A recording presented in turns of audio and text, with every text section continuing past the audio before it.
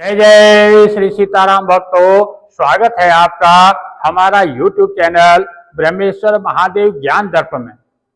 भक्तों, आज हम आपको जो है चैत्र मास के कृष्ण पक्ष में जो संकष्ट चतुर्थी, जो गणेश चतुर्थी का जो व्रत आता है, उस व्रत की कथा हम सुनाने जा रहे हैं।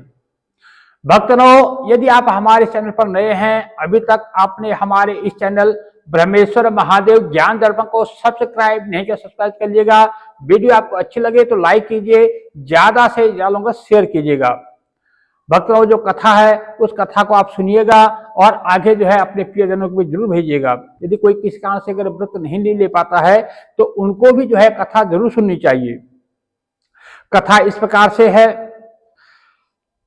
भक्तों, गणपति जी से जो है एक बार माता पार्वती जी ने पूछा कि हे गजानन, हे गणेश जी, चैत्र मास के कृष्ण पक्ष की चतुर्थी तिथि जो आती है उसमें जो है गणेश अर्चना किस प्रकार करनी चाहिए, कृपया विधि बतलाइए। इस दिन भोजन में क्या आहार लेना चाहिए और इस माह जो है के देवता का नाम बताएं। इसको भगवान के जो है किस भगवान गणेश जी का जो है किस नाम से उनकी पूजा करनी चाहिए और उसका पूजन का विधान क्या है, वो सब आप हमें विस्तार से बताइए। तो माँ पार्वती की बातें सुन करके भगवान गणेश जी बोले कि हे महादेवी, कि हे माते, चैत्र कृष्ण की जो पक्ष की जो चतुर्थी जो व्रत आता है उसको जो है उसमें जो है विकट नाम जो भगवान गणेश का जो विकटानंद जो उनका नाम है, विकट नाम के भगवान गणेश की जो है पूजा अर्चना करनी चाहिए। पूरे दिन जो है व्रत रख करके रात को फिर जो है प्रदोष काल में षोडशोपचार से उनका पूजन करना चाहिए और उसके बाद जो है ब्राह्मण भोजन, ब्रह्म भोजन के बाद ही जो है स्वयं जो है व्रत धारण करने वाले को पंचगव्य, यानी पंचगव्य जैसे बोलते हैं हम, जैसे गाय का गोबर हो गया, गाय का मूत्र हो गया, गाय का दूध हो गया, गाय का दही हो गया और गाय का घी हो गया, इन 5 चीजों को मिलाकर के जो है पंचगव्य बुलाता है। तो भगवान गणेश जी माता पार्वती से कहते हैं कि रात्रि में जो है इस पंचगव्य का जो है उन्हें पान करना चाहिए, को सेवन करना चाहिए, खाना चाहिए। और यह जो है संकट नाशक व्रत है। इस दिन जो है शुद्ध घी और बिजौरे नींबू से जो है हवन करने से जो बांझ स्त्रियां हैं जिनकी संतान नहीं हो रही है, उनकी भी जो है संतान होती है, वो भी पुत्रवती सौभाग्यवती वो बनती है। इसमें कोई संशय नहीं है। यदि कोई जो है इस व्रत को जो है इसका पूजन जो है विधि विधान से कर लेता है तो भगवान गणेश जो है उसकी मनोकामना जरूर पूर्ण करते हैं। तो कहते हैं कि इसमें जो है ऐसा करने से जो बांझ स्त्रियां हैं उनको जो है संतान होती है, वो पुत्रवती कहलाती है। इसलिए माँ पार्वती से कहते हैं कि हे शैलपुत्री, इसका जो इतिहास है बहुत ही अद्भुत है, जिसके मात्र सुनने मात्र, इसको स्मरण करने मात्र से ही जो है मनुष्य को जो है सिद्धि की प्राप्ति होती है। इसकी कथा मैं आपको सुनाता हूं, आप जो है उसको सुनिएगा।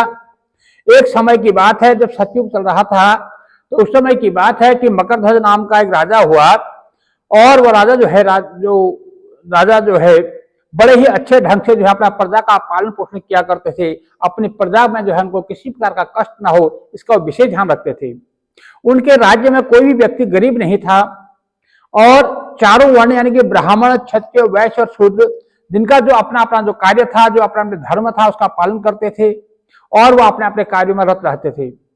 प्रजा को जो है चोर, डाकू आदि का बिल्कुल भी डर नहीं था, क्योंकि राजा का ऐसा शासन था, उसके घर में चोरी का, चकारी का इत्यादि किसी चीज का कोई भय नहीं था।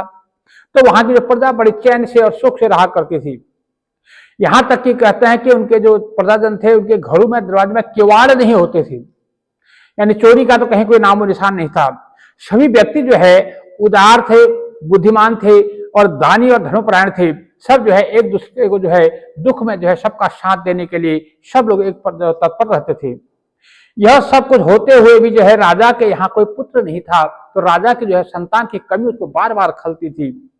कुछ समय के बाद ही महर्षि जो याज्ञवल्क्य जी हैं, याज्ञवल्क्य जी की कृपा से उनको एक पुत्र की प्राप्ति हुई। तो राज्य का सारा भार जो है अपने मंत्री पर छोड़कर राजा अपने पुत्र का लालन पालन करने लगे। उन्हें जो है राज्य का सारा भार अपने मंत्री को सौंप दिया और खुद जो है अपने पुत्र के लालन पालन करने लगे। राजपाट जो है हाथ में आने से मंत्री जो उनका धर्मपाल था, धर्मपाल जो है धनवान हो गए, क्योंकि अब सब कुछ वही संभालने लगे, पूरे राजा का कार्य वही देखने लगे, राजा का राजकाज कोई ध्यान नहीं था। अब वो जो है धनवान हो गए।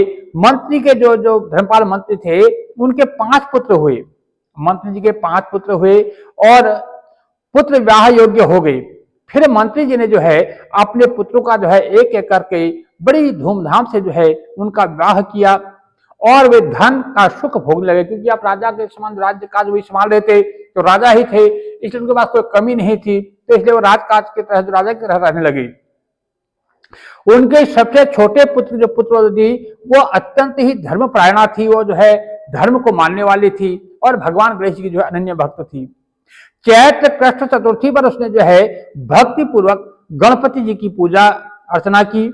ऐसा करते देख करके उसकी सास ने कहा, अरे क्या जादू टोने करने में लगी हुई। धर्मपाल जो मंत्री थे उनकी पत्नी थी, यानी जो सबसे छोटी बहू है उसकी सास जो है अपनी बहू कहती है, क्योंकि तो भगवान गणेश की भक्त थी, भगवान भक्त थी, धर्म को मानने वाली थी, धर्म के पथ पर चलती थी। लेकिन अब जो धर्मपाल की जो पत्नी थी उनके पास संपत्ति आई हुई थी कि उनके पास राजकाज संभाल रहे थे, तो वो अपनी जो पुत्र उससे कहेंगे, तो क्या ज्यादा टोने करने में लगी हुई है, हमारे पास किसी की कमी है, हमारे पास सब कुछ ऐश्वर्य है, हम सारा राजकाज हम संभाल रहे हैं, धन है, ऐश्वर्य है, वैभव है, फिर आपको किसी की क्या जरूरत है, ये बहुत कौन सी ज्यादा टोने में लगी हुई है तंत्र मंत्र के द्वारा, तो मेरे पुत्र को जो है अपने बस में कर करके करने का कोई उपाय कर रही है, और तो कोई हमारे घर में कोई उपद्रव पैदा करना चाहती है। बार बार रोकने के पर भी जब वह उनकी जो छोटी बहू है वो उसने गणेश जी का जो व्रत है वो नहीं छोड़ा, वो व्रत करता रहा। तो सास ने कहा, मैं पीट कर तुझे ठीक कर दूंगी, मुझे यह पसंद नहीं है। तो बहू ने इस पर कहा कि मैं तो संकट नाशक गजानन का व्रत कर रही हूं, यह बहुत ही फलदायक व्रत है। पुत्र वधु की बात को सुनकर के उसने अपने पुत्र से कहा कि हे पुत्र, तुम्हारी जो बहू है ये रोज पता नहीं क्या टोना टटका करती रहती है, हर महीने जो है गणेश चतुर्थी का जो व्रत रखती है, रोज जो है पूजा पाठ में लगी रहती है, पता नहीं क्या करती रहती है, और मेरे कई बार मना करने पर भी जो है यह अपने जिद के कारण जो है नहीं मान रही है, इसे मार पीट करके तुम ठीक कर दो। मैं गणेश जी को नहीं जानती, ये कौन है, मैंने गणेश जी का आज तक नाम नहीं सुना, और वो है कौन, और हम लोग राजघराने से संबंध रखते हैं, आज हम राजा के बराबर हैं, और हमारे पास किस विपदा को यह नष्ट करेंगे, क्योंकि हमारे पास तो किसी की कमी है नहीं, हमारे पास कोई विपत्ति नहीं है, कोई रोग नहीं है, कोई शोक नहीं है, किसी प्रकार कोई संकट नहीं है, तो फिर भला हमें किसी भगवान की पूजा करने की क्या आवश्यकता है। माँ के कहने पर पुत्र ने जो है अपनी जो पत्नी थी यानी उस बहू को जो है मारा पीटा और उसको जो है बहुत सारी यातनाएं देने लगा। यातना सहकर भी जो है बहू ने इस व्रत का नियम पालन किया, वो मार खाती पीटती रहती, लेकिन फिर भी वो जो है भगवान गणेश जी का जो है नाम लेती रहती और उनका व्रत किया करती थी। तो पूजा के बाद उसने गणेश जी से प्रार्थना की कि हे गणपति, हे विघ्न विनायक, मेरे सास को कोई ऐसी यातना दीजिए जिससे कि वे आपके प्रति वह सहज जो है विश्वास और आस्था की भावना रखें, उनको भी जो है आप धर्म के मार्ग पर लगाएं। भगवान विश्वात्मा गणपति जी ने उसी समय राजकुमार का अपहरण कर मंत्री धर्मपाल के महल में छिपा दिया। जो राजा जो अपने राजकाज को धर्मपाल मंत्री को दे करके अपने पुत्र के जो लाल पालन में लगा रहता था, अब भगवान गणेश ने ऐसी लीला रची कि जो उस राजा का जो पुत्र था उसको उठा करके उस धर्मपाल मंत्री के घर में उसको महल में जो है छुपा दिया और उसके वस्त्र आभूषण आदि उतार कर वही राजमहल के अंदर फेंक दिए, और स्वयं जो है भगवान तो अंतर्ध्यान हो गए। यह देखकर राजा ने तुरंत अपने पुत्र को शीघ्रता से पुकारा, लेकिन कोई उत्तर नहीं मिला। जब राजा तो पुत्र के बिना एक मिनट नहीं पाता था, जब उसने देखा कि पुत्र की कोई आहट नहीं है तो काफी चिंतित हुआ। उसने अपने पुत्र को पुकारा, ऐसा दर पुकारा, लेकिन कहीं से कोई उत्तर नहीं मिला। मंत्री के महल में जाकर उन्होंने पूछा, राजकुमार कहाँ चला गया? तो अब राजा जो है बहुत उदास हो गई, दुखी होकर के वो मंत्री धर्मपाल के राजभवन में गई, महल में गई और उनसे कहने लगा कि हमारा राजकुमार कहाँ चला गया, तुमने कहीं उसे देखा क्या?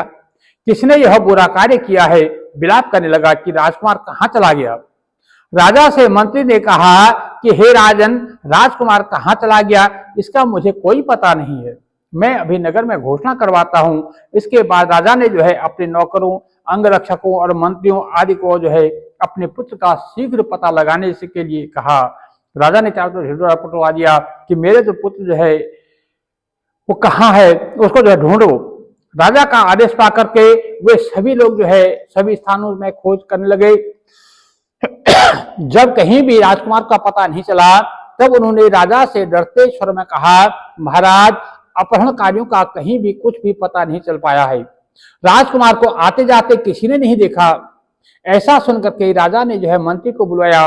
राजा ने मंत्री से पूछा कि राजकुमार कहाँ है, मुझे सच बताओ, नहीं तो मैं तुम्हारा वध कर दूंगा और तुम्हारे सारे कुल को नष्ट कर डालूंगा। राजा के मुख से डांट फटकार पड़ने पर मंत्री हैरान हो गया।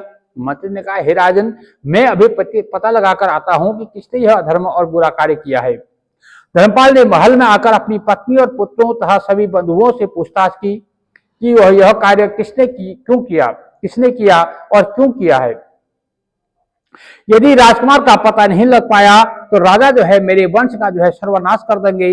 और ससुर की यह बात सुनकर के जो सबसे छोटी बहू जो थी, जो भगवान गणेश जी की अनन्य भक्त थी, उसने कहा, हे दादाजी, आप जो है इतनी चिंता क्यों कर रहे हो?